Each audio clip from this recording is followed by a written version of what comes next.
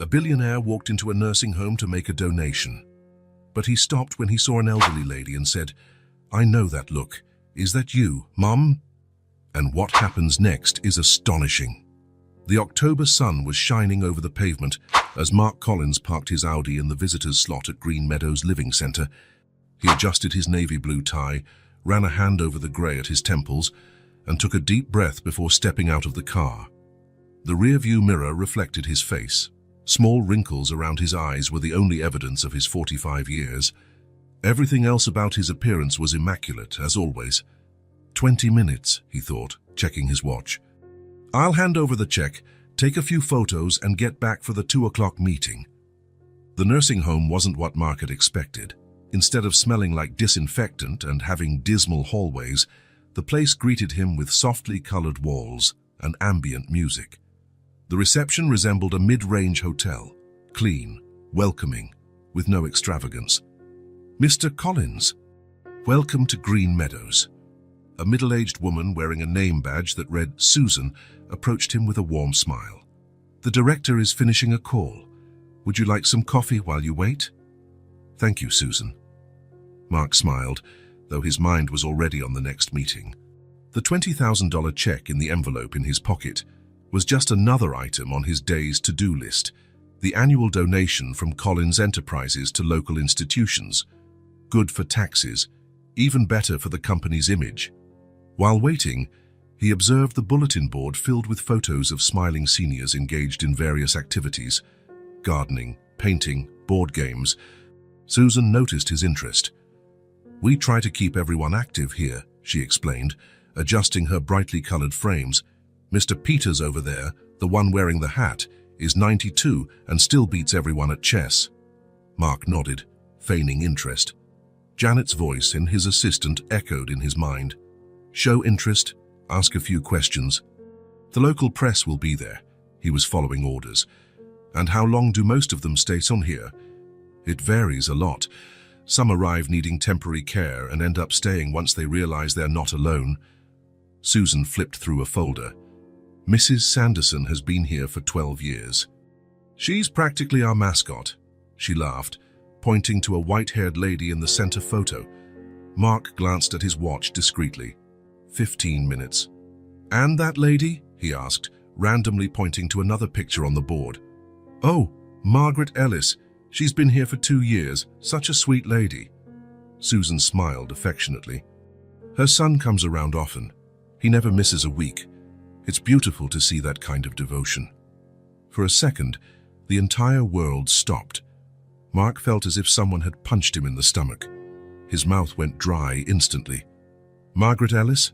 he repeated, his voice sounding strange even to his own ears. "Yes, she's the lady in the garden photo. In fact, she's probably out there now. She likes to knit under that apple tree." Mark swallowed hard. It had to be a mix-up, of course. Margaret Ellis wasn't such an uncommon name. It couldn't be. His Margaret, his mother, lived on the other side of the country, in a simple house with a porch where she used to wave goodbye when he left, so many years ago. "Do you happen to know where she came from, this Margaret?" Susan looked at him curiously, but before she could answer, a door opened in the back. "Mr. Collins, I'm Gloria Winters, the director of Green Meadows. Please, come with me." Mark stood automatically, but his mind was elsewhere. "One moment, please. I need to check something in the car." Without waiting for an answer, he headed for the side door that led to the garden. His heart pounded so strongly it felt like it might burst from his chest. A stone pathway led to a well-tended green area, with benches, flower beds, and a few trees. And there, under an apple tree with just a few remaining fruits, sat an elderly lady, rocking gently in a chair, knitting. Mark stopped, frozen. Even at a distance, he would recognize those hands anywhere, the same hands that once held his when he was a child, that dried his tears, that waved goodbye the last time he saw her. His legs carried him toward her before he realized he was moving. He stopped a few steps away, unable to go further. The lady lifted her eyes from her knitting, sensing his presence. "Good morning," she said with a polite yet vacant smile, the same smile she might give any stranger. Her eyes, the same brown eyes Mark saw in the mirror every day, showed no hint of recognition. "Good morning," Mark managed to reply, his voice barely a whisper. "Are you here to visit someone?" she asked, turning back to her knitting. The ball of blue yarn moved gently in her lap as her fingers, now thinner and with more visible veins, worked with the same precision he remembered. Mark felt his throat tighten. "Yes, I am." She smiled politely again. "I hope your visit goes well." A heavy silence settled between them. Margaret Ellis, his mother, went back to her knitting, oblivious to the emotional earthquake happening inside the man before her. To her, he was just another stranger in the garden. "Excuse me, sir." A young nurse appeared. "Mrs. Ellis needs to take her medications now." "Is it time already?" Margaret asked, looking slightly confused. "How quickly time passes when we're busy." The nurse helped her stand, tucking the knitting into a cloth bag. Margaret offered Mark one last polite smile before walking back to the building, leaning on the nurse's arm. Mark stood there, feeling weak in the knees. A few feet away, colorful flowers swayed in the gentle breeze, and somewhere a bird was singing. Life went on around him, but inside, something had just shattered irrevocably. "Mr. Collins," Gloria Winters's voice sounded distant. "Are you all right? You look pale." Mark turned, trying to regain the professional composure he always kept. But the mask of the successful executive had cracks in it now, and through them seeped a pain he didn't know he still possessed. "I'm sorry." He cleared his throat, avoiding the director's gaze.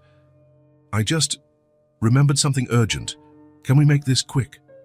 As he handed over the check and posed for routine photos, Mark struggled to process the impossible. His mother, who was supposed to be in her house thousands of miles away, lived in a nursing home in the city where he had resided for the past 5 years. And another son, surely Ryan, his younger brother, visited her every week. 15 minutes later, Mark was speeding down the highway, his tie pulled loose and his breathing uneven. On the passenger seat, the Green Meadows brochure casually displayed Margaret Ellis's face, smiling in a group photo. His mother had not recognized him. Worse yet, he hadn't even known she was there.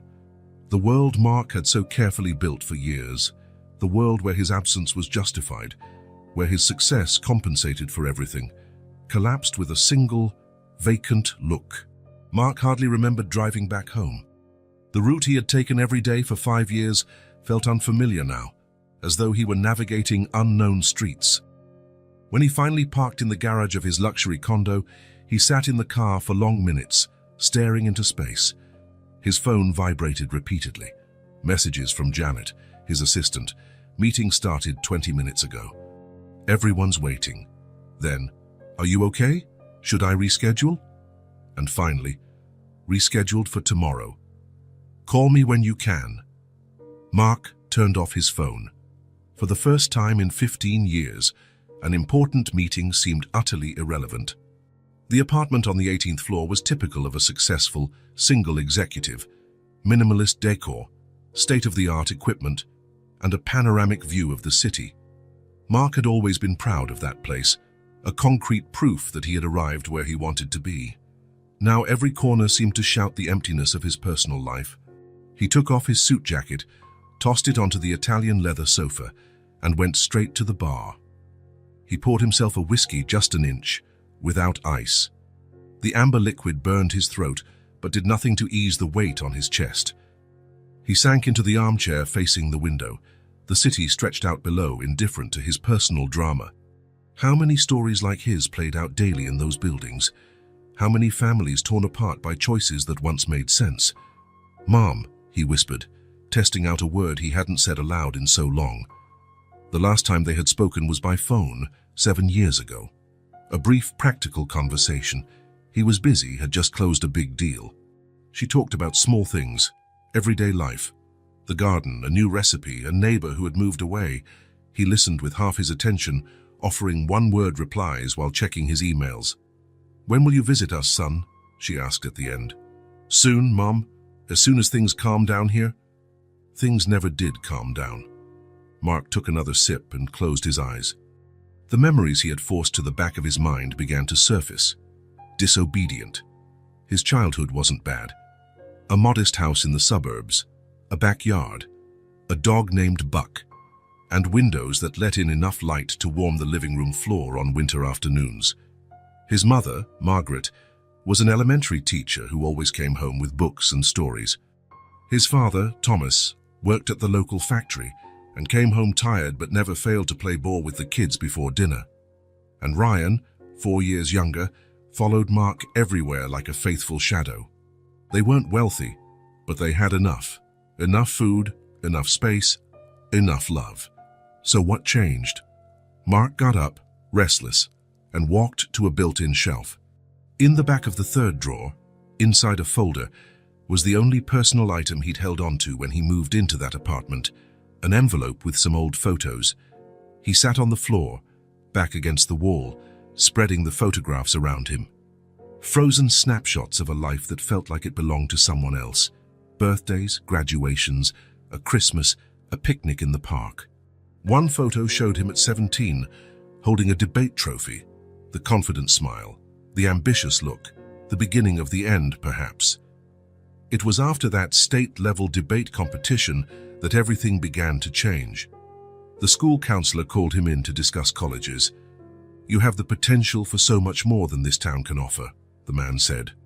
Those words fell like seeds on fertile ground. Mark had always been a good student, but from that day on, he became obsessed. He studied all night, applied for every scholarship, joined prestigious summer programs at renowned universities. He started seeing his home, his family, his town as anchors, holding him back from the brilliant future he deserved. The night he told his parents he'd been accepted to Princeton on a full scholarship should have been celebratory. In a way, it was. His mother baked a cake. His father opened the only bottle of champagne he was saving for special occasions. But there was something in their eyes, pride, yes, but also a bittersweet sadness. "We're so proud," his father said in a raspy voice. "You're going farther than any of us." It should have been a compliment, but Mark took it as confirmation he was different, destined for bigger things. The summer before college felt strange. He was already mentally checked out, as if he'd already left. His childhood friends seemed childish now, their concerns too small. Ryan, 13 at the time, tried to spend every minute with his older brother, sensing that something was changing forever.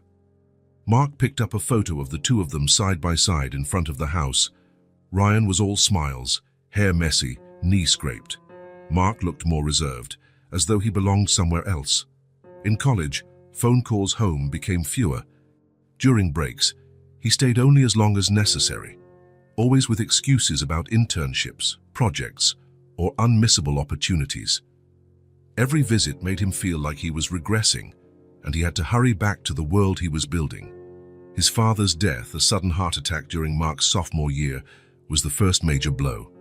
He returned for the funeral, stayed 3 days, then left again. "I have a crucial project to finish," he told his mother. What he didn't say was that the house, now empty of his father, felt suffocating, weighed down by accusing silence. The following years were a blur of achievements: an MBA at Harvard, his first job at a prestigious consulting firm, rapid promotions, founding his own company at 30. Each rung he climbed pulled him further from his family, until one day, without noticing exactly when, distance became detachment, and detachment became absence. The last time he saw his mother and brother in person was one Christmas 9 years ago. A tense visit full of superficial topics and awkward silences. He brought expensive gifts, as though the price tag could make up for his absence. He left early, claiming a work emergency. In the ensuing years, the estrangement solidified. Calls to his mother became increasingly spaced and mechanical. His bank transfers grew more generous, as if he could buy the right to be absent. Then, nothing. No news that she had moved. No information about her health. No invitation to visit her at the nursing home. Why? Mark put the photos away and returned to the armchair, refilling his glass. He tried to rationalize, as he always did with business problems. Maybe it was all a misunderstanding. Maybe it was better not to barge back into her life now after all this time. But something inside him, something long dormant, began to stir. A voice he had silenced for years now whispered inconvenient truths. They hadn't been the ones to pull away. He had left. The wall clock showed it was almost midnight by the time Mark finally rose from the chair. Tomorrow he would have to face the corporate world again, smile in meetings, make big decisions. But tonight, for the first time in years, he allowed himself to feel the weight of all the absences he had created. Before going to bed, he looked at his phone. It showed dozens of unread emails, messages from clients, and reminders. He ignored them all and opened his browser. He typed, Green Meadows Living Center, Alzheimer's. The results confirmed his suspicions. His mother wasn't just an elderly lady in a nursing home. She was losing her memories, including the ones of him. The house was only 20 minutes from downtown. Mark had to check his GPS 3 times to find his way through the quiet suburbs. The neighborhood was modest, with neatly kept lawns and middle-class cars parked in driveways. Nothing like his exclusive condo. When he finally found house number 47, Mark parked across the street and watched it for a few minutes. It was a simple 2-story structure, with some peeling blue paint on the edges and a small front porch, the kind of home he'd once considered too ordinary for his dreams. There were colorful children's toys scattered in the yard, a family then. His brother had taken the conventional path Mark had always avoided. Taking a deep breath, he got out of the car. He hadn't set up a time or announced he was coming. After the shock at the nursing home, he had spent the morning cancelling commitments, calling Green Meadows to confirm his mother had indeed been there for 2 years, and searching for Ryan's address. Each step along the sidewalk leading to the door felt like an enormous effort. What would he say? How would he explain showing up after all this time? Their last conversation hadn't been friendly. Ringing the doorbell, Mark felt a wave of nausea. He nearly turned around, but his feet stayed planted on the porch. The door opened, and a boy of about 6 appeared, staring curiously at him. "Who are you?" Mark hesitated. "Uncle." He barely knew this nephew. "I'm looking for Ryan Ellis. Is he here?" The boy turned his head inside. "Dad, there's a man in a suit here." Ryan appeared seconds later, holding a towel. He looked like he'd just stepped out of the shower, hair still damp. When he saw Mark, his face instantly hardened. The resemblance between the brothers was undeniable, despite obvious differences. Mark in his impeccable suit, Ryan in worn jeans and a t-shirt. "Charlie, go play in the backyard," Ryan told his son in a voice that allowed no argument. The boy looked at both men, sensing the tension, but obeyed. "How did you find me?" Ryan's voice was icy. "Wasn't hard." "Sure, for someone with money, nothing is hard." A heavy silence settled between them. Ryan made no move to invite him in, remaining a barrier in the doorway. "May I?" Mark swallowed. "May we talk?" Ryan stepped aside without a word, more a gesture of resignation than an invitation. The living room was simple and cozy, a couch with a few stains, a coffee table covered in children's books, family photos on the walls. A real life, unfiltered. "This'll have to be quick. I have to pick Ellie up from school in 40 minutes, Ryan said, indicating a chair for Mark while he remained standing, as if unwilling to make the meeting more comfortable by sitting. Mark perched on the edge of the chair, uneasy. Where to begin? "I saw Mom yesterday." Ryan kept his face impassive, his eyes cold and fixed on his brother. "At Green Meadows," Mark continued. "I had no idea she was there, didn't even know you'd moved here." "Why would you know? Did you call once in the past 5 years?" The question hit Mark like a slap. He'd sent Christmas cards and the occasional short email. But calls, he couldn't remember. "I've been busy with—" "I don't care." Ryan cut him off, voice sharp as a razor. "If you came here to ease your conscience, you're wasting your time." Mark took a deep breath. He hadn't come to fight. What happened to her? Alzheimer's? Ryan didn't answer right away. His gaze was distant, as though deciding if Mark deserved the information. "It started about 4 years ago," he finally said, clinically. "Little forgetfulness at first, then it got worse. Once it became dangerous for her to live alone, it was clear she needed professional care." There was no emotion in his tone, just dry facts, as if speaking to a stranger. "Why didn't you tell me?" Ryan's glance was so cold that Mark nearly stepped back physically. "Why do you care now?" You weren't here. He pointed to the floor, emphasizing every word. While Mom was losing pieces of herself every day, where were you? Closing deals, flying first class. You forgot her long before she started forgetting you. The words hit Mark like a punch. The unvarnished truth with no sugarcoating. I sent money, he offered weakly, even to his own ears. Money? Ryan's voice dripped with scorn. Of course you'd bring that up, as if you can buy the right to be called a son. He crossed his arms, forming yet another barrier between them. You know what your money didn't buy? Time. Time she lost without you. Mark felt a lump in his throat. He stood and walked to a shelf lined with family photos. He recognized Ryan with a dark-haired woman, likely his wife, 2 smiling kids, Charlie and a girl who must be Ellie. In a smaller frame, there was a newer photo of their mother, sitting on a garden bench, probably at the nursing home. Ryan watched his every move like someone guarding against an intruder. Mark paused, not sure what to say. Look, Ryan continued without softening his tone. I did what I thought was right. I'm not rich like you. I placed her there, but I didn't abandon her. I visit her every week. They told me, good for you. In a day, you discovered what I've lived with for years. Mark tried to form words, but everything felt inadequate in the face of Ryan's hostility. She's disappearing, Mark, Ryan said at last, showing a flicker of emotion, but it was restrained. Each week worse than the last. But that probably means nothing to you, right? Just another problem your money can solve from a distance. Mark looked away, unable to meet his brother's accusing stare. For the first time, he had no defense. No brilliant counter-argument, no rationalization for his choices. Silence stretched between them, broken only by the distant sound of Charlie playing outside and the ticking of a wall clock. What do you want, Mark?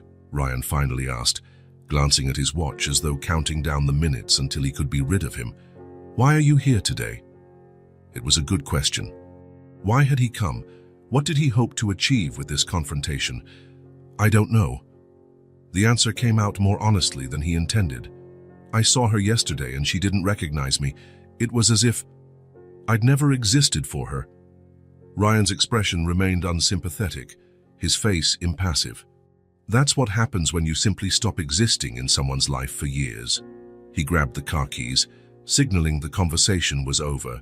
But this isn't about you, Mark. It never was.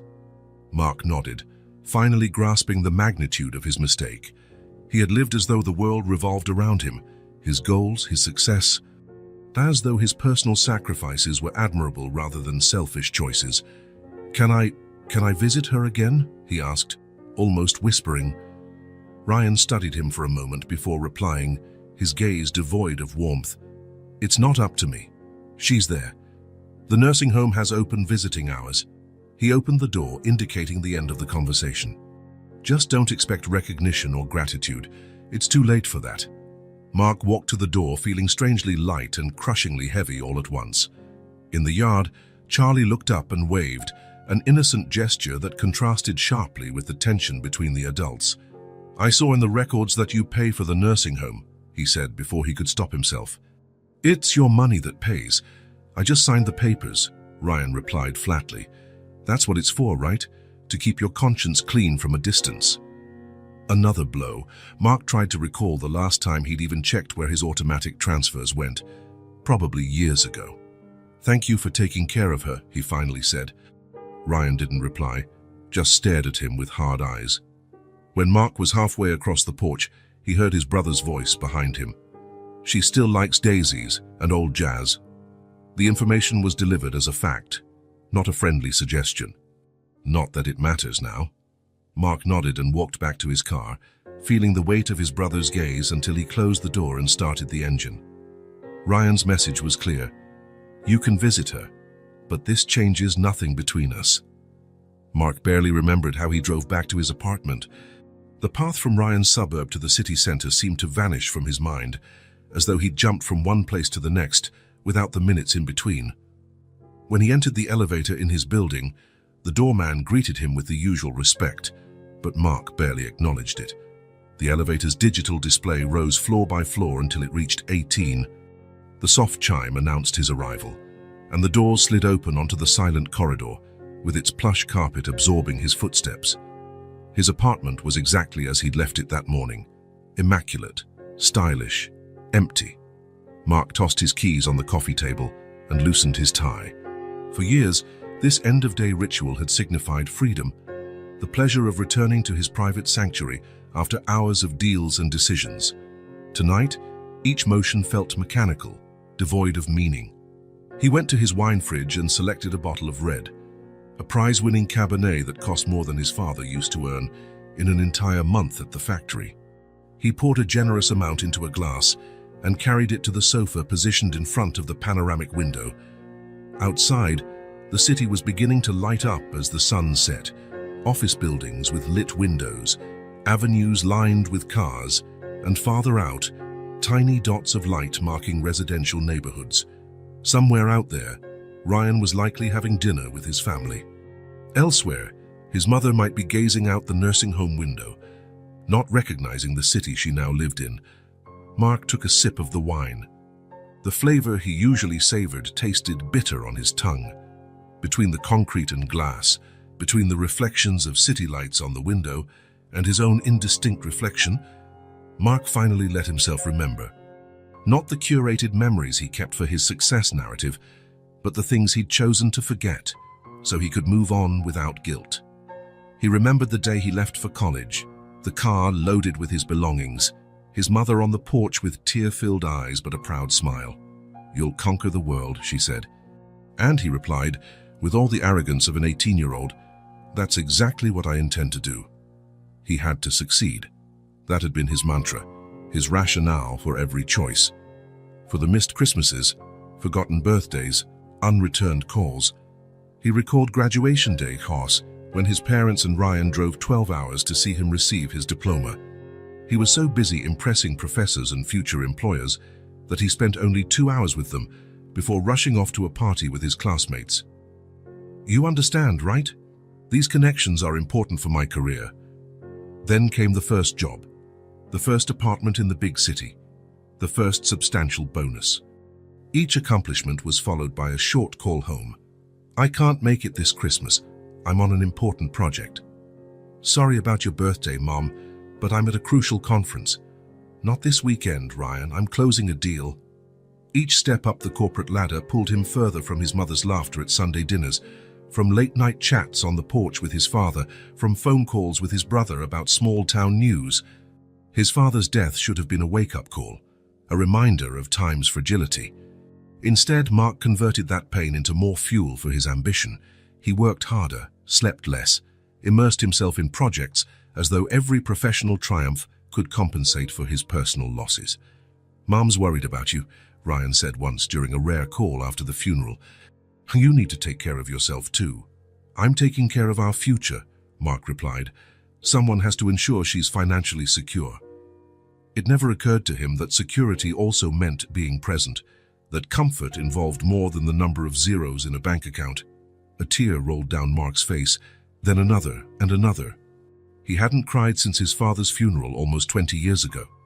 Emotion felt strange in his body, as if he'd forgotten how to speak its language. He cried for the absence he himself created, for the empty spaces in the family photos of recent years, for the time that would never return. He cried for the loneliness that had become routine, for the coldness he had nurtured as a professional virtue until it seeped into his personal life.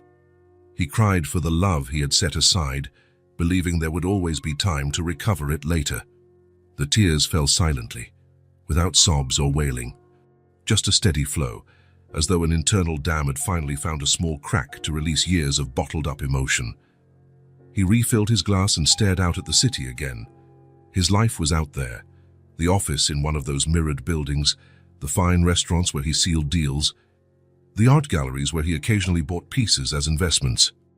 Every facet of his existence meticulously constructed to project success and power.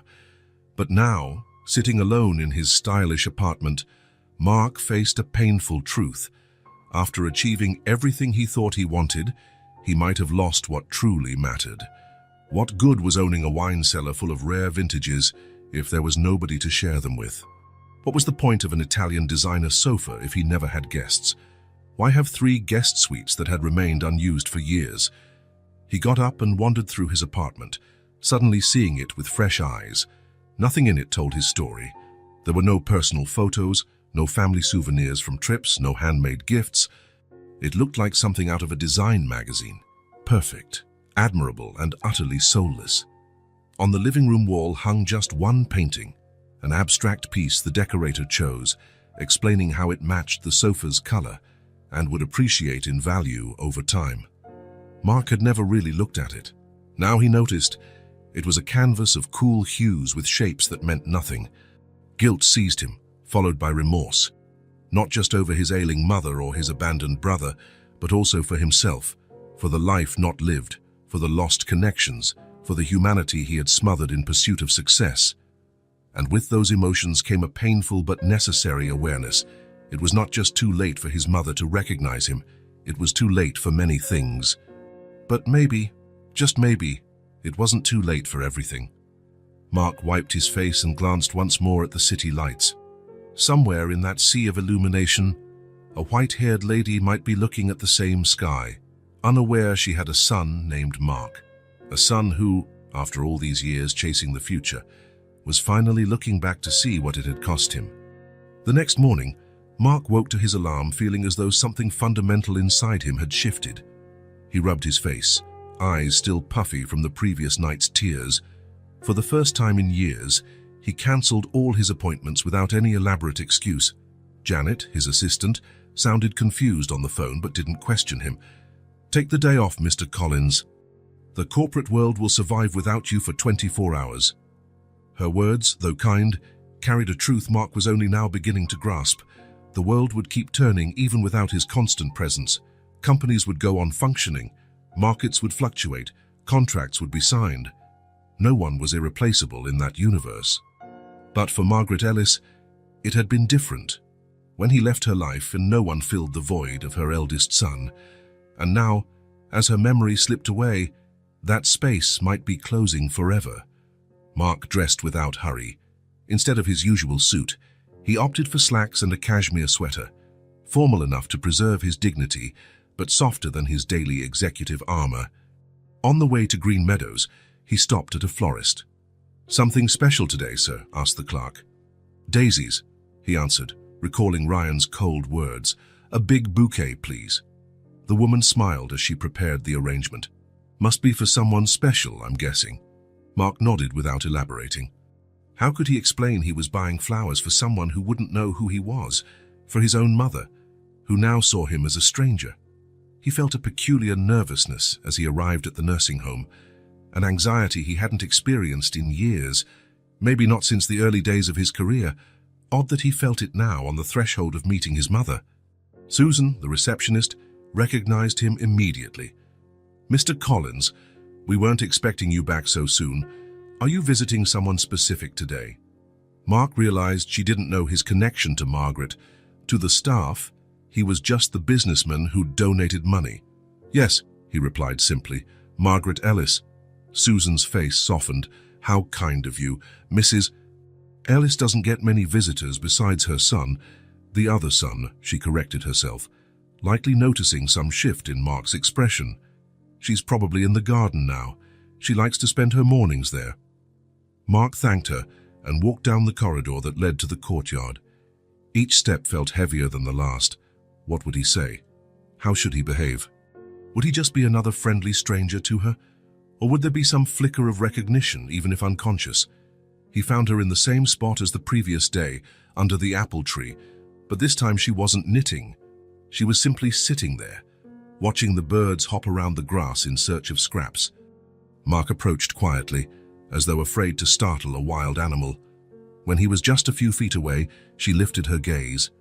Those eyes, the same ones he'd inherited, showed no sign of familiarity. "Good morning," he said, offering a gentle smile. "Good morning," she replied politely but distantly. "I brought you some flowers, daisies." He held out the bouquet. "I thought they might brighten your day." Margaret looked at the flowers in genuine surprise, then at Mark, confused. "For me? But do I know you?" The question hurt more than Mark expected, even though he'd seen it coming. "Not exactly," he said, deciding not to force the situation. "I was here yesterday." We spoke briefly. She seemed to accept his explanation, though she still looked puzzled. She took the flowers gently, her thin fingers brushing over the white petals. "They're very pretty. I've always liked daisies. They remind me of—" Her voice trailed off, as if the memory she was trying to reach had slipped into an inaccessible corner of her mind. "Of what?" Mark asked softly, taking a seat on the bench beside her. Margaret shook her head in frustration. "I can't remember. That happens a lot lately. I start a sentence and forget what I was going to say." "Don't worry," Mark reassured her. "It happens to everyone." She smiled, grateful for his kindness. "Are you new here?" "I've never seen you before." "No, I'm not a resident, just a visitor." "Oh, you came to see a relative." Mark hesitated for a moment. "Yes," he finally replied. "Someone very important to me." In the days that followed, Mark established a routine. He drastically rearranged his schedule, delegating responsibilities, postponing non-essential meetings, working remotely when needed. Janet seemed torn between worry and relief, worried by her boss's sudden change, relieved to see him finally seeking some balance. Every morning, Mark visited Green Meadows. Sometimes he stayed only an hour. Other times, he spent the whole day. He always brought something: fresh flowers, an interesting book, a magazine, or sweets. Small offerings that required no explanation, only moments of quiet joy. Margaret never recognized him. Each morning was a new beginning, a fresh introduction. "Hello, I'm Mark," he would say, and she would inevitably respond, "Nice to meet you, Mark. Do you come here often?" Initially, the daily repetition felt like a stab to the heart. Over time, Mark learned to accept it. He began to see each new day as a blank page, another chance to be there, even if only as a kind stranger. One rainy Tuesday, unable to go out to the garden, Mark found Margaret in the activity room, gazing out the window with a lost expression. "Good morning," he said, approaching with a small package in his hands. "I brought something sweet to brighten the day." She turned, examining him with that polite, empty look. "Good morning. You are—" "Mark. We met yesterday." "Oh, right. Sorry. My memory isn't very good." "Don't worry about that." Mark opened the package, revealing slices of cake. "I thought we could have some coffee together. It's corn cake with a honey glaze." Her eyes lit up in a way he hadn't seen before. For a moment, just a brief moment, Mark thought he saw a deeper spark, some distant memory stirring in her mind. "Corn cake," she repeated, almost in a whisper. "I used to make that for—" Again, her sentence trailed off, the memory receding out of reach. But as Margaret tasted the cake, she closed her eyes and smiled. "It's delicious. I really like corn cake. The flavor reminds me of something nice." Mark felt a warm sensation spread through his chest. It wasn't intellectual recognition. She didn't know who he was. It was something more basic, more primal. A sensory memory without a name but full of meaning. "I'm glad you like it," he said simply. That afternoon, he read passages from The Little Prince to her, a book she had read to him as a child. She listened attentively, occasionally commenting on the illustrations, sometimes closing her eyes to absorb the words. She never showed any sign of recalling the story or connecting it to her past. Even so, Mark kept reading. On another visit, he brought a small vintage music box he found at a thrift store. The melody was a lullaby she used to sing to him. Margaret held the object curiously, and when it started playing, her fingers instinctively tapped along to the familiar tune. "This song," she said, her forehead wrinkling in concentration. "It's pretty, isn't it?" Mark said, not pressing further. "Yes, very pretty. Feels like I've heard it before." Days turned into weeks. Mark became a familiar presence at the nursing home, recognized by the staff and other residents. Some noticed his resemblance to Margaret, but he never explicitly confirmed he was her son. Somehow, it seemed easier that way. One particularly observant nurse, Elena, finally commented while adjusting Margaret's pillows during one of Mark's visits, "You two have the same eyes." she said softly to Mark as Margaret gazed out the window. Mark nodded without replying. She used to be a teacher, you know, elementary school.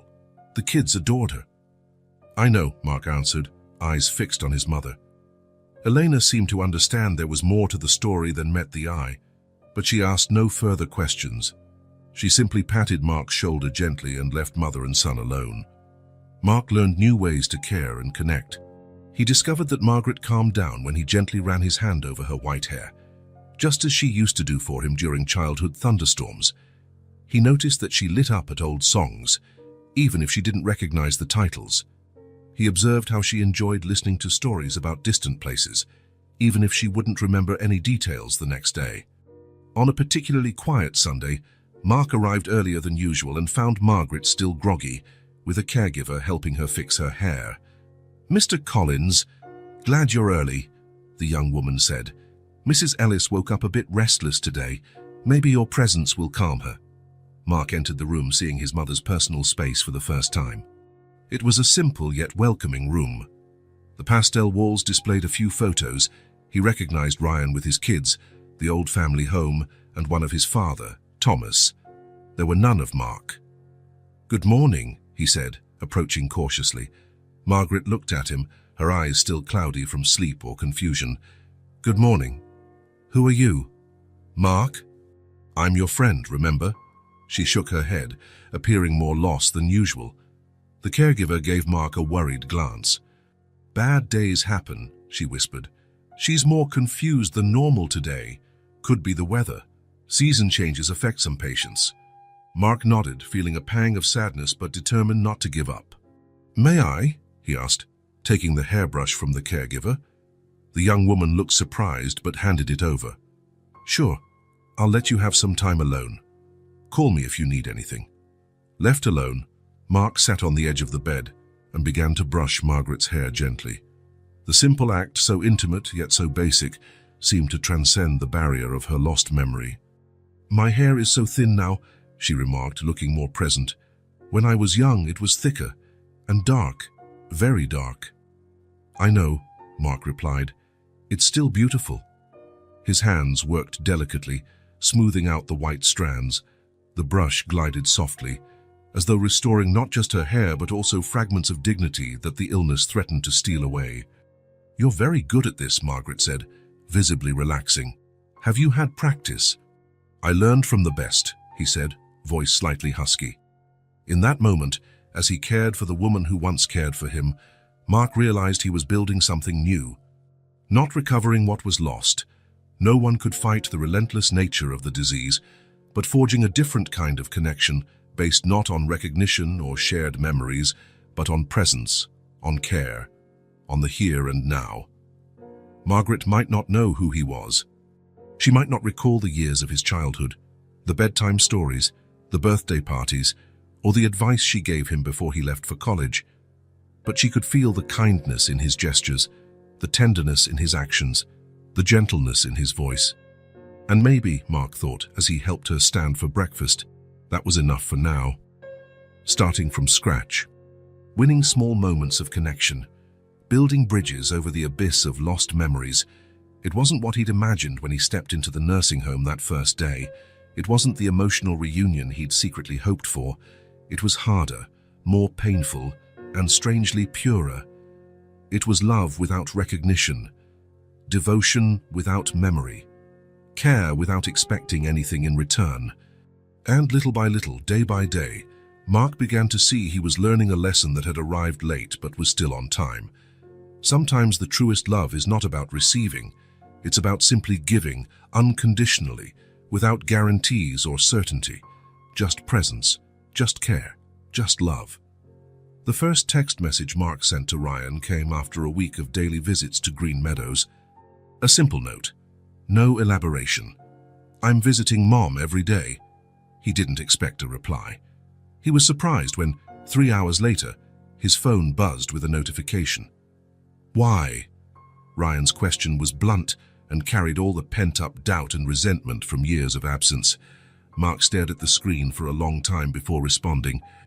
The honest reply would have been, "I don't know," or "because I need to, Ikaw," but neither felt like enough. Because I've already lost too much time, he finally typed. Digital silence followed for 2 days. Mark continued his visits, assuming their brief exchange was all he could hope for. On the 3rd night, another message arrived. Did she eat well today? Sometimes she refuses dinner. It was a simple, practical question. There was no implied forgiveness or emotional closeness, just a concern for Margaret's well-being, something they now shared. For Mark, it was a start. Yes, she had some soup and a little pudding. Nurse Elena said it was a good day. The reply came faster this time. Elena's good. She pays attention to details. Thus began a strange form of communication between the brothers, short messages, almost clinical, about Margaret's condition, what she ate, how she slept, whether she joined the home's activities. Rarely did they talk about themselves or the past. It was as though they had formed a silent pact. They could coexist within this small space of shared concern, so long as they avoided the landmine of personal issues. Their exchanges became more frequent over the weeks. Mark sent daily updates after his visits, and Ryan would respond, sometimes with questions, sometimes with bits of information to help Mark better understand their mother's condition. She confused my name today, called me Robert. That's our uncle, Dad's younger brother. She does that sometimes, mixes generations. Or, tried reading to her, but she seemed agitated. Try in the morning. Afternoons are worse. Sundowning, the doctors said. It wasn't exactly a reconciliation, more like a practical truce formed around Margaret's fragile existence. Ryan maintained his cold distance, and Mark didn't force closeness. He knew he had no right to. One rainy Tuesday, after nearly a month of these minimal exchanges, Ryan sent a different kind of message. Charlie asked about you today. Mark stared at his phone, surprised. Charlie, his nephew, the boy he barely knew. What did he ask? He asked if the man in a suit was really my brother. Said we didn't seem like brothers because we didn't hug when we met. Mark gave a sad smile at the screen. Children always see the truth plainly. Kids notice everything, he replied. Yeah. He also asked why you never come for dinner like his other uncles. I didn't know what to say. It was an opening, a small one, but real. Mark took a deep breath before typing, "What do you think about me answering in person? Maybe dinner?" The silence that followed was the longest since they'd begun talking again, so long that Mark assumed he'd pushed too far. He was about to message and retract the offer when Ryan's reply appeared. Sunday, 6 p.m. Sarah's making lasagna. It wasn't enthusiastic, but it was a yes. Mark felt a surge of relief mixed with anxiety, 5 words opening a door he thought was locked forever. I'll be there. Thank you. In the days leading up to Sunday, Mark continued visiting Green Meadows again, but with renewed energy. He told Margaret about the invitation, even though she didn't fully understand or wouldn't remember minutes later. I'm having dinner with Ryan on Sunday, he'd say, helping her with a simple jigsaw puzzle for occupational therapy. With his family, my nephew Charlie and little Ellie. Margaret smiled vaguely, focusing on a blue puzzle piece. Family is important, she replied. A phrase Mark had noticed was part of her limited repertoire, one small truth that remained even as other memories vanished. Yes, it is, he agreed, feeling the weight of that simple statement. I was slow to learn that. On Friday, 2 days before dinner, Mark decided to do some organizing in his apartment. It wasn't really necessary. His cleaning service came twice a week, but he felt a need to keep busy, to use his hands while his mind processed all the recent changes. He started in the closet, rearranging suits he no longer wore as often since he'd adjusted his schedule to spend more time at the nursing home. In the back were some boxes he hadn't opened in years. Old documents, college memorabilia, bits of his past packed away neatly when he moved in. One smaller box had no label. Mark opened it curiously. Wrapped in layers of tissue paper were a few childhood items. A small 4th grade spelling bee trophy, a watch given by his father on his 10th birthday, a book with a dedication from his mother, and a framed photo. Mark carefully lifted the photo. The wooden frame was scratched in one corner, and the glass had a small crack, but the picture itself was intact.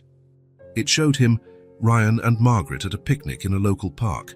Mark must have been around 16, which would make Ryan about 12. The memory of that day resurfaced vividly, unexpectedly. It was a spring Sunday. His father was working an extra shift at the factory, as he often did to supplement their income on weekends. Margaret had decided to take the boys to the park, taking advantage of the perfect weather. She'd prepared a full picnic basket, homemade pâté sandwiches, sliced fruit, lemonade in a thermos, and of course, her famous corn cake with honey glaze. They spread a red and white checkered cloth on the grass, partly under the shade of an oak tree. Ryan, always full of energy, spent the morning running around tossing a frisbee with other kids, climbing trees, and only returning to the blanket to eat, and how he ate. Mark remembered watching him devour 3 pieces of cake in a row, to his mother's concern. "You'll get a stomachache, Ryan," Margaret warned, though her tone was more amused than reprimanding. "Worth it?" the boy replied, mouth still full of cake. Mark, on the other hand, pretended disinterest in the family outing. He'd brought a book, acting engrossed in reading, occasionally casting bored glances at his younger brother's antics. That was the role he'd assumed in recent years. The overly serious teens too mature for childish stuff. But the truth, which he'd never admitted to anyone, was that he felt deeply safe in those moments. His mother's calm presence, his brother's enthusiasm, the simplicity of the day. It created a bubble of belonging he valued, even if he never showed it.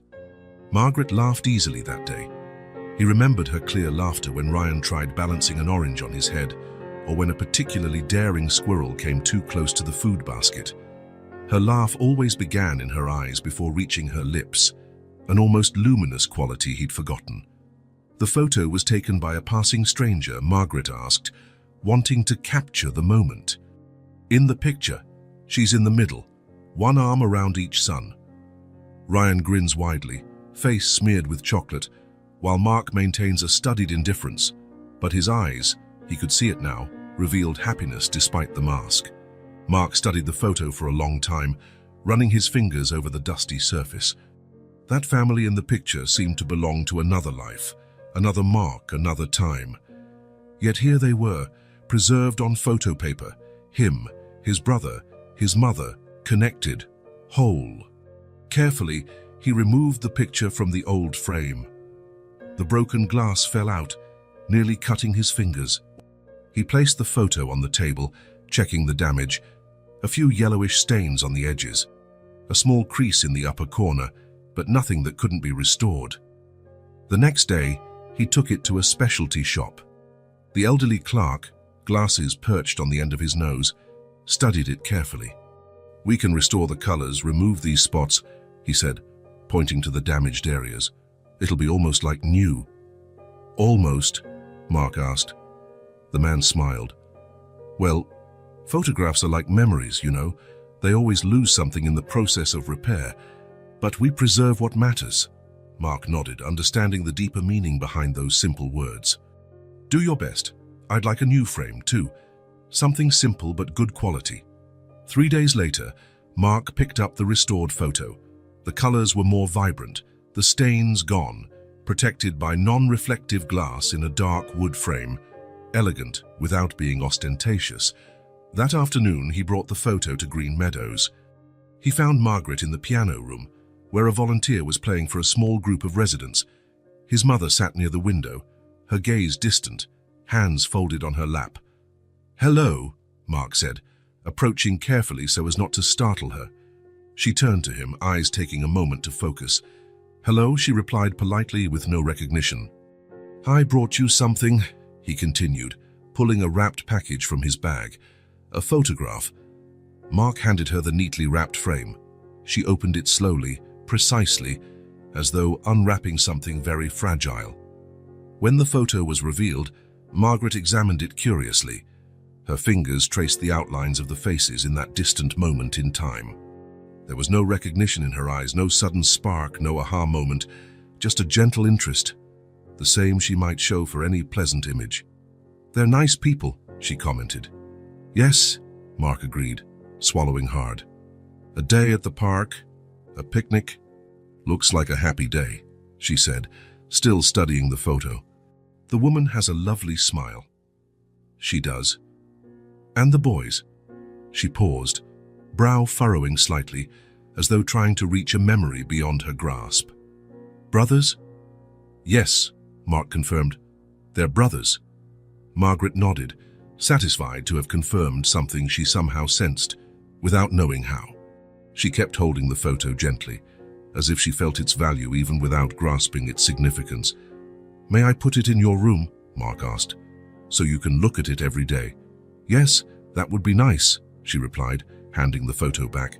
It's a beautiful image. It feels peaceful. Mark felt a lump in his throat. She didn't know she was looking at herself, her own sons, a memory that belonged as much to her as it did to him. And yet, something in that picture still reached her, still resonated in a place the disease hadn't touched. That evening, he texted Ryan, I took an old photo to her today, the one from the Riverside Park picnic, remember? All three of us on the red and white blanket. The reply came quickly, surprising Mark. I remember, I ate so much cake I got a stomachache. Did she recognize it?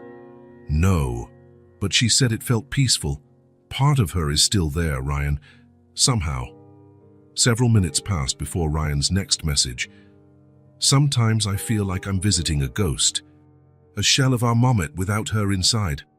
It was the most personal, most vulnerable statement Ryan had shared. Mark read those words, feeling the weight of his brother's pain, a pain Mark was only just beginning to comprehend. I know. It's like hugging a shadow. But there are moments. Fragments. What kind of fragments? Mark hesitated before typing.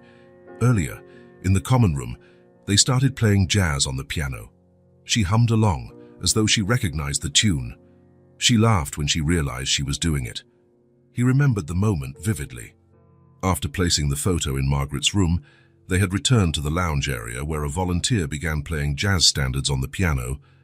When the first notes of Fly Me to the Moon sounded, something awakened in Margaret's face. Her fingers began tapping lightly on her lap, following the rhythm. Then, to Mark's surprise, she started humming, matching the melody with surprising accuracy. There were no lyrics, just the soft sound of her voice accompanying the tune. At one point, Margaret realized she was humming. She looked at Mark with a slightly shy expression, then smiled and let out a small laugh, the most genuine, alive sound he had heard from her since their reunion. For an instant, just a brief instant, it seemed the real Margaret had emerged from the fog of her disease. Music remains, Ryan replied after a long pause. The neurologist said it's one of the last things to go. It was beautiful, wrote Mark, and painful at the same time. Welcome to my life for the past 2 years, came Ryan's blunt reply. Mark knew he deserved that. Ryan's resentment was justified. While Mark was building his career and piling up professional accomplishments, Ryan had been facing their mother's decline alone, watching her lose a little more of herself each day. I'm sorry, he replied simply. It's not about you being sorry, Mark, Ryan shot back almost immediately. It never was. The message stung, but Mark knew it was true. His regret, his guilt, his late attempts at reparation, none of it was really about Margaret or Ryan. It was about him, about his own redemption. After a few minutes, another message from Ryan arrived. Sunday, don't be late and bring wine. Mark smiled at his phone. It was the first time Ryan had added a personal request to the dinner invitation. Not exactly an olive branch, but maybe a small twig. I'll be there, with wine, he wrote back. Over the following days, Mark balanced his reduced work schedule with his visits to Green Meadows. After each visit, he noticed that Margaret would look at the photo he'd brought. Sometimes she asked who the people were, other times she just noted how happy it seemed. One afternoon, she surprised Mark by saying, while staring at the picture, "You know, I used to go on picnics with my kids." Mark's heart pounded. Really? Yes, she continued, eyes still on the image. I don't remember them very well now. Strange, isn't it? How we can forget the most important people in our lives. Mark swallowed hard, fighting a swell of emotion. It must be hard. Sometimes, she admitted, with a momentary lucidity that appeared now and then, but other times, it feels like they're still here even if I can't see them clearly. like friendly shadows. That night, Mark sent one last message to Ryan before Sunday's dinner. She told me she remembers having picnics with us, not specifically us, but the feeling of it. That's something, right? Ryan's reply was his longest yet. Yeah, it's something. I've learned to appreciate those fragments. It's all she has left of us, and all we have left of her. See you Sunday, Mark. Mark stared at the message for a long time. It wasn't forgiveness or full reconciliation, but it was acknowledgement, a recognition that, in their own ways, they were enduring the same storm. The gradual loss of someone still physically present, but receding further each day. It was a start, a shared silence, where once there had only been emptiness.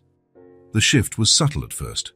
One ordinary Tuesday, Mark noticed that Margaret seemed quieter than usual. Her eyes, though often unfocused, looked even more distant. When he tried chatting with her about the garden, her responses came slowly and with little coherence. "Are you feeling okay today?" he asked, gently holding her hand. Margaret looked at him, blinking several times as if trying to refocus. "I'm tired, very tired." Mark alerted Nurse Elena, who checked Margaret's blood pressure and temperature. "A bit low, but nothing alarming," she noted. "We'll keep an eye on her. Sometimes they just have bad days." The next day, Ryan got a call at work. Margaret had fallen while trying to get out of bed on her own. It wasn't serious, just bruises, but the incident raised concern among the medical team. The brothers met in the Green Meadows hallway, both looking worried. They hadn't seen each other since that Sunday dinner at Ryan's place, an evening that, though still tense, had been a significant step forward. "What exactly happened?" Mark asked, skipping any greetings. She tried to get up without calling anyone. She was disoriented. Ryan rubbed his tired eyes. "Happened once before, about 6 months ago. Dr. Phillips, the neurologist monitoring Margaret, found them in the waiting area. He was a middle-aged man with a gentle yet frank demeanor. After introductions, he led them to his office. "Mrs. Ellis's condition is progressing," he explained, scrolling through notes on his tablet. "What we're seeing is consistent with entering a new stage of the disease." "What can we expect?" Mark asked, leaning forward. The doctor adjusted his glasses. "Increased confusion, especially in the evenings, what we call sundowning. Potential agitation, sometimes aggression, though that varies from patient to patient. Growing difficulty with daily tasks, dressing, personal hygiene, and eventually eating." Ryan, who had heard similar forecasts before, kept his gaze fixed on a point on the wall behind the doctor. Mark, for whom this was new, felt his throat constrict. "How long?" The question hung in the air. "Every patient is unique," Dr. Phillips replied with the diplomacy of someone who has had this conversation hundreds of times. "Some stabilize for months, even years. Others deteriorate more quickly." "What about pain?" Ryan asked abruptly, his eyes now locked on the doctor. "Is she in pain?" "We have no indication of physical pain at this point. The confusion and agitation stem more from disorientation than discomfort. We're watching closely, though." The doctor let them absorb the information before continuing. "I'd like to discuss some changes in her treatment. Small adjustments to her medication to help with agitation and prevent further falls." "What are our options?" Mark asked. "We could consider a stronger cholinesterase inhibitor combined with a mild anxiolytic for her most agitated periods," the doctor explained. "The goal is to keep your mother comfortable without over-sedating her." Ryan nodded, familiar with medical jargon after 2 years of dealing with this. "Side effects?" "Possible nausea at first, maybe some gastrointestinal discomfort. We'll monitor and adjust the doses as needed." The brothers exchanged a quick look, an unspoken consultation. "What can we do to help?" Mark asked after a pause. "Your presence is most important," Dr. Phillips replied. "Familiar faces, known voices, even if she doesn't consciously recognize them, there's a comfort that goes beyond memory." Ryan nodded in agreement, as if confirming what he already knew from experience. "Music, too. She responds well to music." "Excellent observation," the doctor said. "Positive sensory stimuli, music she liked, familiar scents, comforting textures. These can help minimize agitation." After the consultation, The brothers walked in silence down the hallway toward Margaret's room. They found her sitting on the bed, gazing out the window. A small bandage covered her temple, where she'd hit it when she fell. "Mum," Ryan called softly, using a word he knew she wouldn't associate with them anymore, but which he couldn't stop himself from using. Margaret turned slowly. Her gaze drifted around the room before settling on the two men in the doorway. "Hello," she said. No recognition in her voice, but the same polite tone that remained, even as so many other qualities had faded. Mark and Ryan exchanged a quick glance before fully entering the room. They sat, one on each side of the bed, like silent sentinels. In the days that followed, they found a routine without needing a formal agreement. Ryan came in the morning before work, and again in the early evening. Mark rearranged his own schedule to cover lunchtime and afternoons. When their schedules overlapped, they shared the space in a silence that gradually lost its tension. Margaret shifted between calm periods and moments of intense agitation. One particularly difficult afternoon, she refused to eat, pushing the tray with surprising strength for someone so frail. "I don't want this. I need to go home," she insisted, voice raised, eyes wide with a fear that broke the heart of anyone watching. "Thomas is waiting, I have to make dinner." Mark, who was alone with her at that moment, felt completely lost. Thomas, his father, had been gone for almost 20 years. Ryan arrived in the middle of the episode. To Mark's surprise, he didn't try to confront her with reality. "It's okay, Mum. Thomas knows you'll be a bit late today," he said calmly. "He wants you to eat first, so you'll have energy to cook later." The strategy worked. Margaret calmed almost instantly, nodding as though that explanation made perfect sense. She allowed Ryan to adjust her pillow and accepted a few spoonfuls of soup. Later, when she had fallen asleep, the brothers stepped into the hallway. "How do you know what to do?" Mark asked, genuinely impressed. Ryan shrugged, but not dismissively. "I learned over time. There's no point in forcing reality on her. It just causes more distress. It's better to follow her narrative, find a gentle way out of the confusion." Mark nodded, absorbing the lesson. "Thanks. I'm still learning." "We all are," Ryan replied without his usual coldness. "Each stage brings new challenges."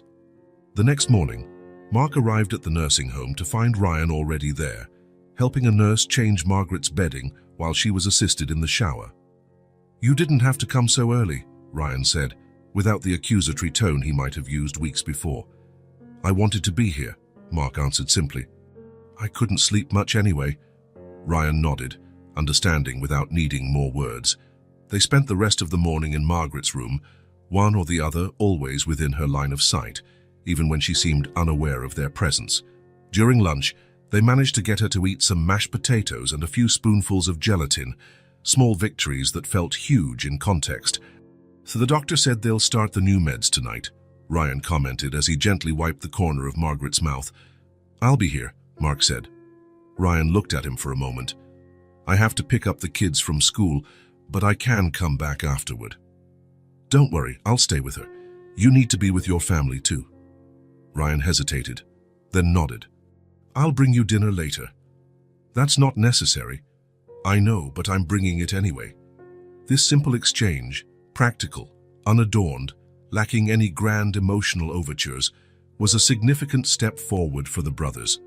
Margaret's worsening condition in its cruel progression had ironically pushed them toward a reconciliation that might never have happened otherwise. That evening, Ryan returned as promised, carrying a container of homemade stew. He found Mark reading softly to Margaret, who appeared to be dozing but occasionally opened her eyes as if to check he was still there. The brothers ate in shifts, one always staying at Margaret's side. They spoke little, only what was needed to coordinate care. But in the silent pauses, something was building, a bridge over years of resentment and absence. When the night nurse came to administer the new medication, Mark and Ryan stood by, asking questions about its expected effects and warning signs. "You two are very dedicated," the nurse remarked as she left. "It makes a difference, you know." They stayed long past normal visiting hours, an exception granted because of Margaret's condition. At some point, Ryan got up to stretch his legs and brought back 2 cups of coffee from the machine in the hallway. "Awful," he muttered, handing one to Mark. "Terrible," Mark agreed after a sip. "But it does its job." Sitting in uncomfortable chairs, sipping bad coffee while their mother slept under the new medication's effect, the brothers exchanged a look that said more than any conversation. They were both exhausted, worried, weighed down by responsibilities, but they were there, together, united by a purpose that superseded their differences. And in that silent gaze, there was more than fatigue. There was solidarity. The solidarity of brothers who, after years of distance, found themselves side by side again in the most fundamental human experience, caring for the one who once cared for them. Days at Green Meadows took on a rhythm of their own. Mark arrived early, around 8, bringing decent coffee from a nearby cafe. Ryan showed up at 9 after dropping his kids at school. They compared notes on Margaret's night, spoke briefly with the morning nurses, then settled in her room for the day. The new medication had stabilized her condition. There was no improvement. They knew that wouldn't happen, but there wasn't a dramatic decline either. Her episodes of agitation were less frequent, though more intense when they did occur. The confusion persisted, fluctuating between total disorientation and brief moments of relative clarity. The brothers learned to take turns without formal discussion. One would go to lunch while the other stayed, then they'd switch at dinner. Ryan left to pick up his children and returned later, often finding Mark still there, working on his laptop while Margaret slept. Mark had restructured his professional life accordingly, delegating tasks, conducting video meetings in the nursing home cafe, signing documents brought by Janet, whose patience for this new dynamic was surprisingly generous. The initial frost between the brothers gradually thawed, replaced by a practical camaraderie born of shared need. They were not exactly friends. There were still many wounds, too much lost time. But they were partners in this unexpected journey. One particularly calm Wednesday, Margaret slept peacefully, except for the occasional beep of distant equipment. She was in a deep sleep, which Dr. Phillips had assured them was beneficial, naturally restful, not just medication-induced. Mark sat by the window, watching a light rain pattern the glass. Ryan occupied the armchair by the bed, absently flipping through a magazine without really reading it. The silence between them was now comfortable, free of the tension that once filled every pause. It was the silence of people who had found their own cadence together. "Looks like it'll rain all day," Ryan remarked casually, looking out the window. Mark concurred. "Good for the garden.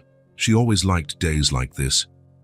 "Yeah, she used to say nature needs to cry sometimes, so everything could grow stronger afterward." Mark smiled softly. She had a saying for everything. She still does sometimes.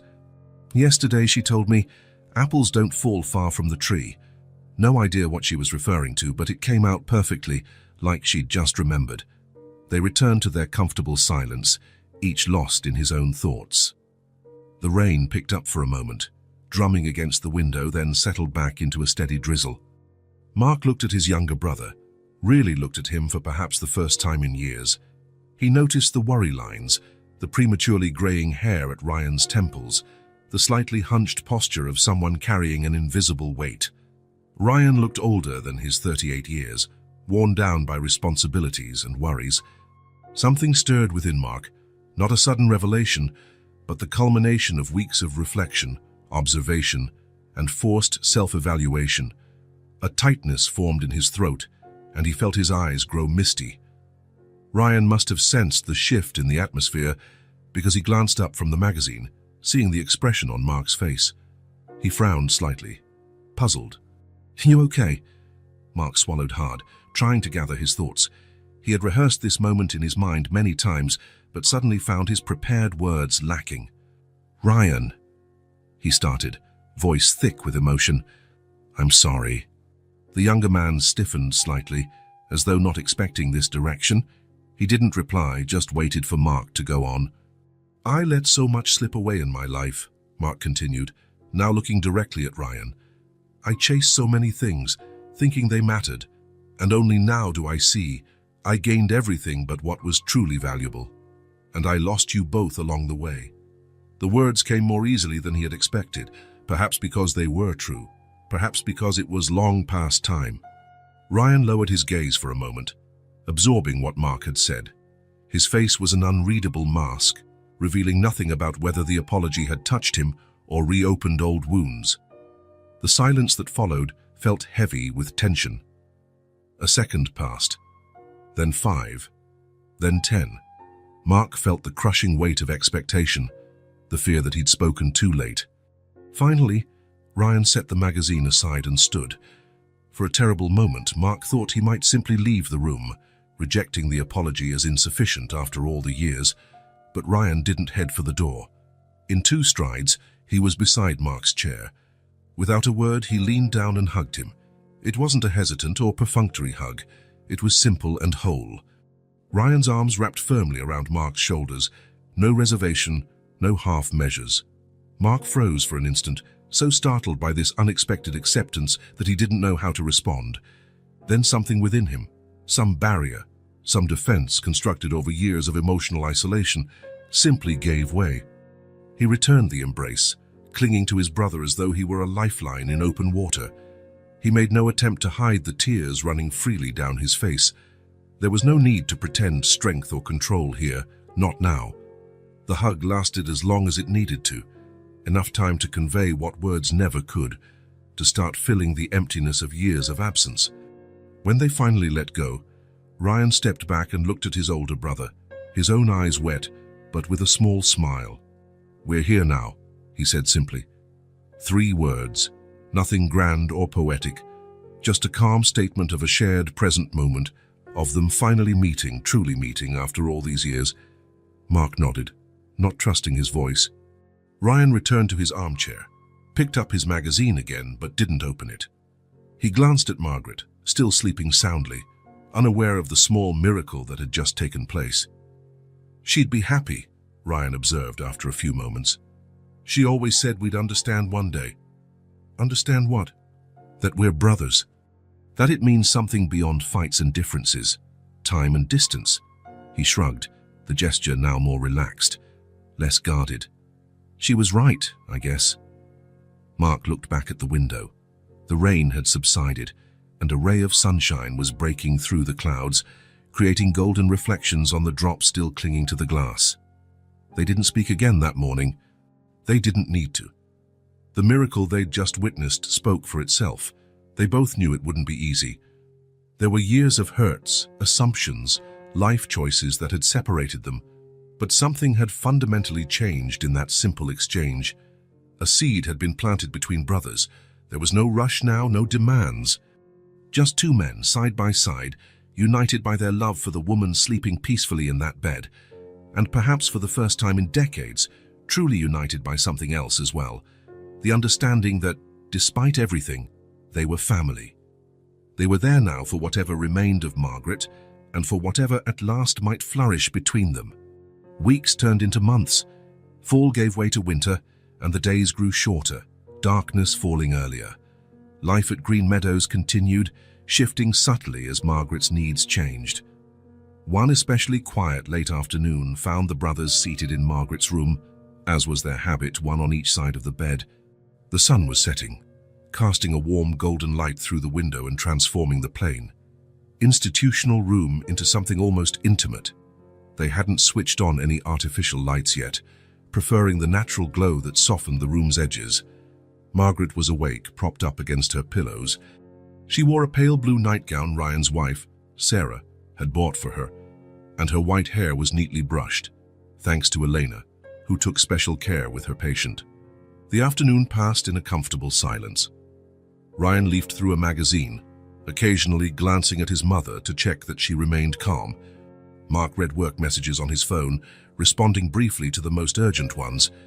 Then they noticed Margaret watching them, not with her usual vacant gaze, but with an intensity they hadn't seen in a long time. Her eyes moved slowly from Ryan's face to Mark's and back again. There was something different about her expression, a clarity, a presence that had been absent for months.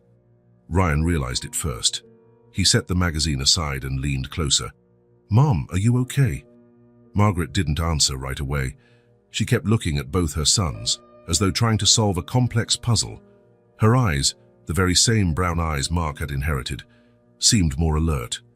Her lips moved silently, as if practicing words that couldn't quite form.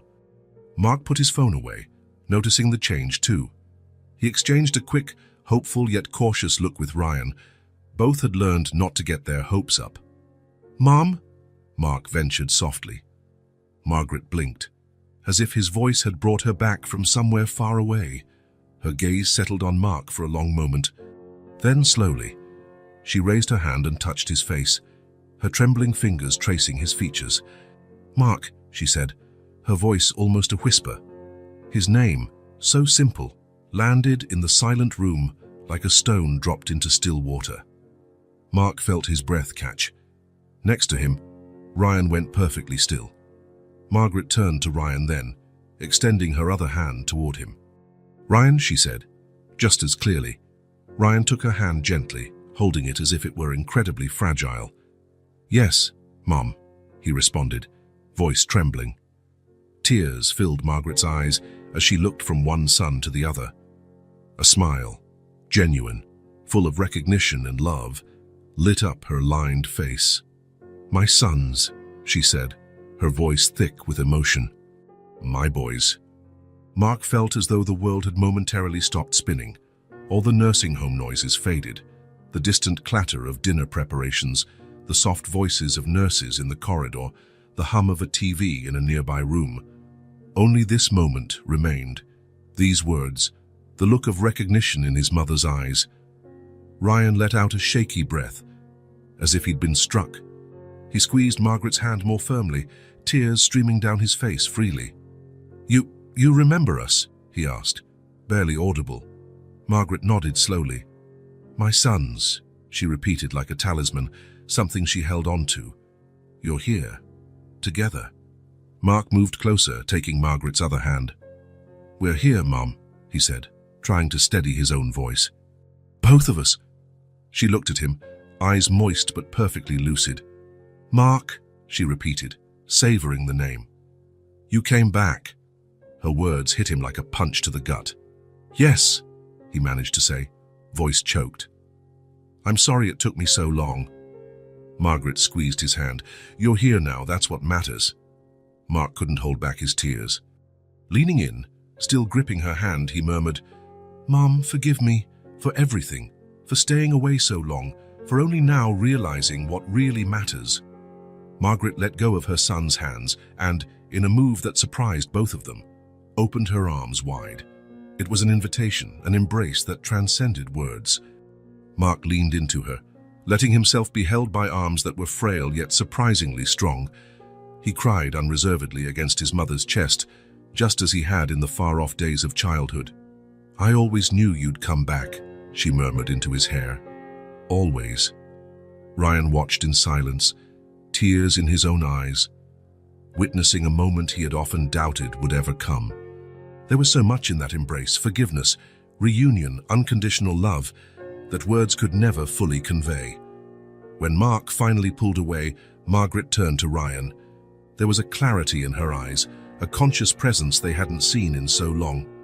"You took care of me," she said simply. "All this time?" Ryan only nodded, unable to speak through the lump in his throat.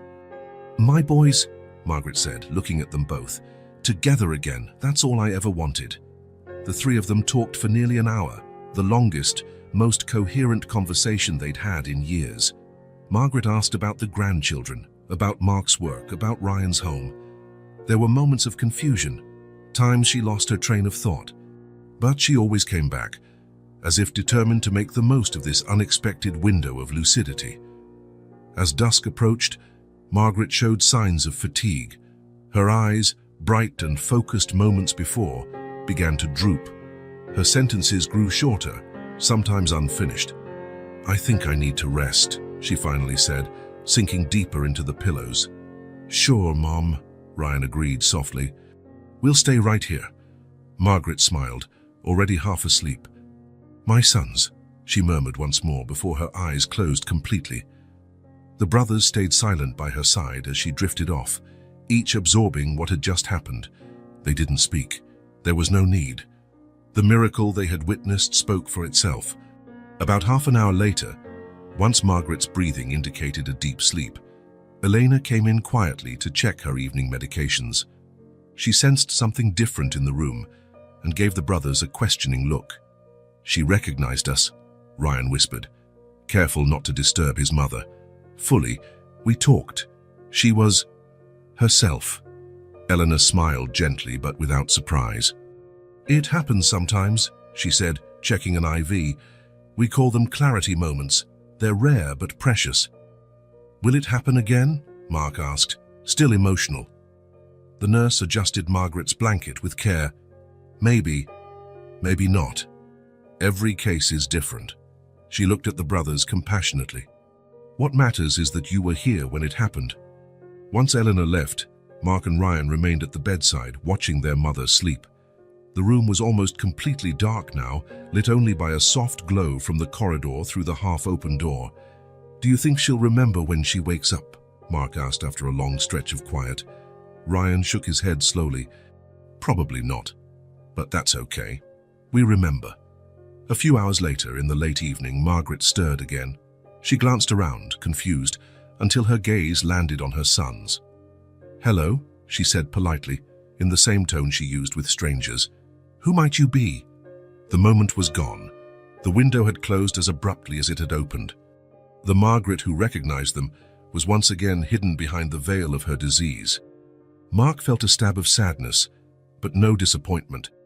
He knew this was how the illness worked, brief moments of light, followed by long stretches of confusion. "We're friends," Ryan said kindly, "just checking in on you." "Oh, how nice," Margaret murmured, drifting back to sleep. "Visitors are always welcome." Her voice faded into deep slumber. Mark and Ryan looked at each other, not with sadness, but with shared understanding and gratitude. They'd had their moment of recognition, brief but real, a gift in the midst of a difficult journey. They needed nothing more. That fleeting moment of connection, that embrace, those words, "My sons, my boys," were enough. One last recognition, perhaps, but complete in its significance. Ryan gently placed a hand on Mark's shoulder. "Let's go grab some coffee," he suggested. "She'll sleep peacefully now." Mark nodded and stood. Before leaving, he leaned over and kissed Margaret's forehead. "Good night, Mom," he whispered. "Thank you."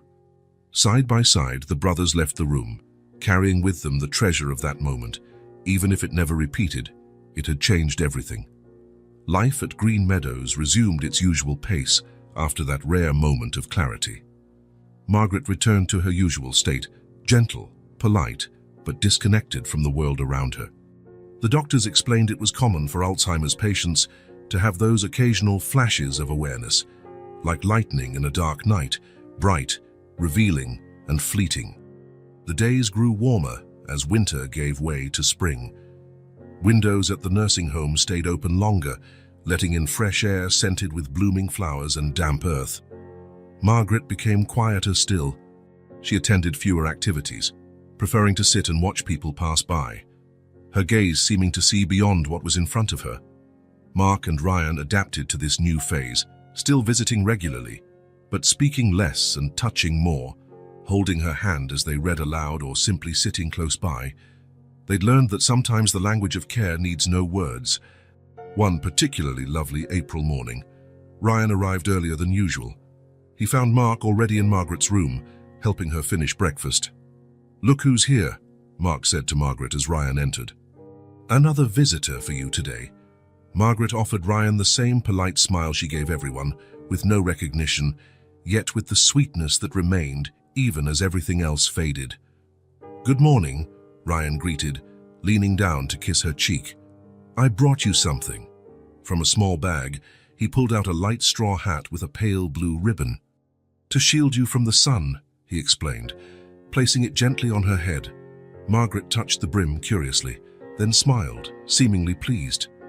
"It's a beautiful day outside," Ryan remarked, throwing Mark a meaningful look. "I thought we could take a stroll in the garden." Mark immediately understood. "Great idea. What do you think, Margaret?" "Some fresh air."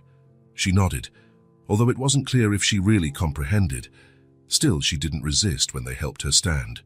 Ryan had also brought a light jacket, which Mark helped her put on, while Elena, entering to collect the breakfast tray, looked on approvingly.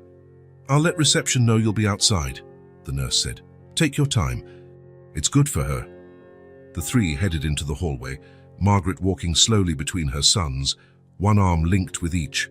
Her steps were more uncertain now, shorter, more cautious, but she could still move with their support. At the door leading to the garden, Margaret paused briefly. Ryan and Mark waited patiently, letting her adjust to the idea of going outdoors. After a few seconds, she gave a small nod, and they continued. The Green Meadows garden was one of the home's best features. Well kept, with flat walkways perfect for those with limited mobility, and multiple flower beds creating a natural rainbow of blooms. Benches were placed strategically beneath large trees that offered generous shade.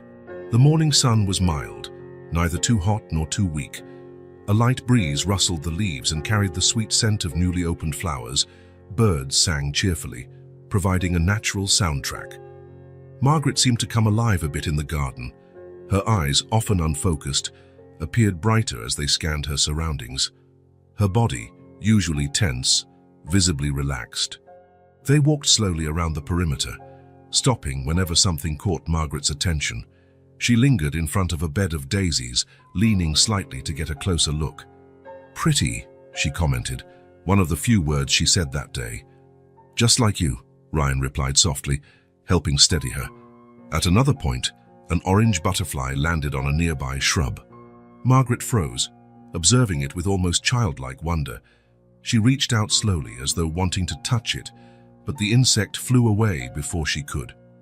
To the brothers' surprise, Margaret laughed, a clear sound they hadn't heard for weeks. After about half an hour of gentle strolling, Margaret began to show signs of fatigue. Wordlessly, Mark and Ryan guided her to a bench beneath a blooming apple tree, helping her sit between them. From there, she had a perfect view of the entire garden. She took a deep breath, as though trying to absorb everything she saw. Then, to her son's surprise, she closed her eyes and tilted her face to the sun, as if relishing a moment of pure contentment. "She looks happy," Ryan murmured, glancing at Mark over their mother's head. "Even without remembering, and she feels," Mark replied, watching Margaret's serene face, her lips faintly curved in a smile. They sat like that for a long time, silent, simply existing together in a space beyond words. The birdsong, the breeze in the leaves, the distant hum of bees among the flowers, all merged into a natural symphony that felt perfect. Then, without warning or apparent reason, Margaret opened her eyes. She looked first at Ryan, then at Mark, and finally at the garden. Slowly, as though directed by a part of her that still remembered, she extended her hands, one to each side, and clasped her son's hands. She said nothing. Perhaps she had no words. But her eyes shone for an instant with something that transcended speech, a knowledge beyond memory, something that existed in her very bones, her core. It was as though, without being able to name them or recall their shared stories, she knew, at some fundamental level, that she was surrounded by love, that these two men beside her meant safety, care, belonging. Ryan and Mark gently squeezed her hands in return, forming a small chain of silent connection. None of the three spoke. They didn't need to. That moment contained all that was necessary. For the brothers, this was enough. It wasn't the complete recognition they'd briefly experienced on that golden afternoon weeks earlier. It was something else, more subtle, perhaps even deeper in its simplicity. It was the understanding that even when the mind fails, when memories slip away like sand, something remains. Something the disease can't erase, nor time nor distance. Right there on that garden bench under the blooming apple tree, with their hands joined and the spring sun warming their faces, the three formed a portrait of reconciliation and acceptance, a family navigating the delicate space between what stays and what goes, between what can be reclaimed and what must be let go. And for all of them, in that moment, it was enough. Spring turned into summer, and the changes weren't limited to the seasons. Something had shifted permanently in Mark, as though the ice that had once encased his heart had melted, allowing new possibilities. Margaret entered an even quieter phase.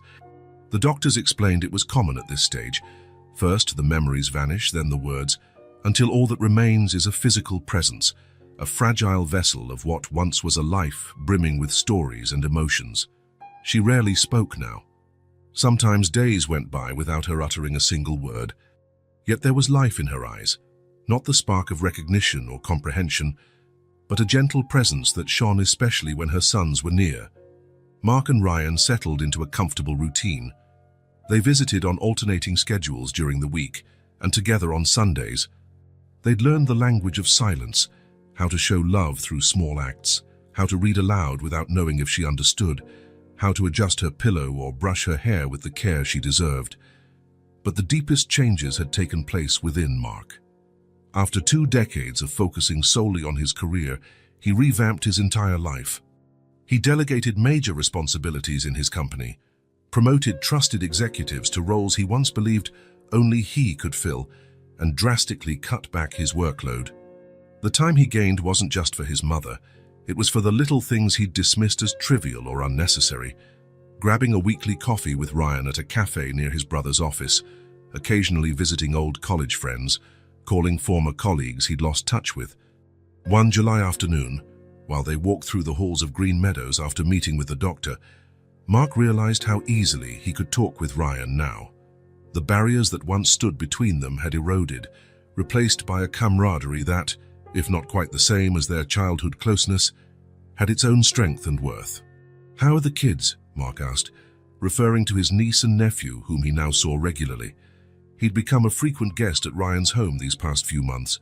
"Charlie's obsessed with dinosaurs," Ryan answered with a smile. "Ellie wants to learn piano.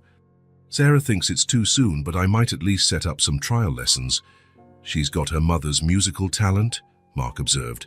Ryan nodded, pausing briefly to greet a passing nurse. As they continued toward Margaret's room, Mark felt an urge to express something that had been building in him for weeks. "How you know? I thought I had everything," he began, eyes forward as they walked side by side. "But really, I was just lost, getting you all back. It was like I found myself again." Ryan looked at his older brother, surprised by the uncommon frankness. A slight smile appeared on his lips, not sarcastic or bitter as it might have been months ago, but genuinely warm and accepting. They reached Margaret's door and walked in quietly. She was asleep, looking peaceful, her delicate hands resting on the white sheets. Her breathing was steady, chest rising and falling in a gentle rhythm. The brothers took their usual seats, one on each side of the bed, with no need for discussion. Their bodies already knew this routine, a silent dance practiced over months. Mark studied his mother's sleeping face. The lines time and illness had etched on it, the evident fragility in bones that seemed more pronounced each week. Yet there was also a serenity there, a peace that transcended her suffering. "My soul was empty," he said softly, finishing his earlier thought. "Now, it's home." Ryan didn't reply verbally. He didn't have to. The silence they shared now was comfortable, filled with everything they no longer needed to articulate. The room was bathed in the golden light of late afternoon streaming through the window, painting delicate patterns on the walls. On the bedside table, the picnic photo Mark had brought months before remained in a place of honor, a snapshot of a whole family in a time that wouldn't return, yet still echoed in their transformed present. Margaret kept sleeping, unaware of her son's presence, yet somehow enveloped by it. It was a paradox they had learned to live with. She was simultaneously there and not there, part of them and apart from them, joined by bonds the mind no longer recognized, but that endured nonetheless. Mark closed his eyes for a moment, feeling strangely whole. Professional success, money, status. None of it had filled the void he now realized he'd been carrying for years. It took losing his mother to illness to find his brother again, and through Ryan to find himself. In the room's quiet, there was a kind of peace only built through ongoing presence, through daily commitment. It wasn't perfect or absolute. There was still pain, regret, the acute awareness of lost time. But there was also acceptance, forgiveness, and the chance to create something new from the ruins. At last, Mark knew where he belonged, not in the corporate skyscrapers or on magazine covers, but here, by the side of those he loved, fully present for small moments, focused on what truly mattered. In the hush of that room, as the sun inched toward the horizon, there was a silent certainty. Some endings are really new beginnings in disguise, and for Mark Collins, that was more than enough. If this story touched your heart, subscribe to the channel and turn on notifications so you don't miss the next ones. Leave a like because it helps this story get recommended to more people. See you in the next story.